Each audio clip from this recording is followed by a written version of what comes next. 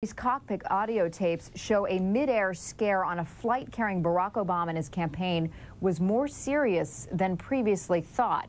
NBC's Lee Cowan was on that flight back in July, and he has this report. It was more than 30,000 feet above Missouri, less than an hour after Barack Obama left Chicago aboard his chartered MD-80 last month, when the pilot came over the intercom to tell us some unsettling news. The pilot was having a minor problem.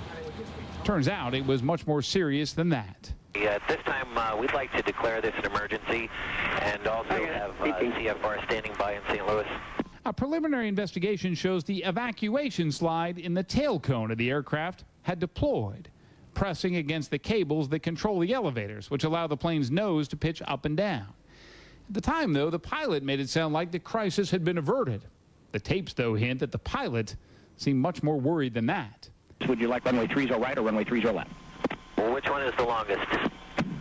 Medics 8663, runway 30 left. Okay, we'd like 30 left.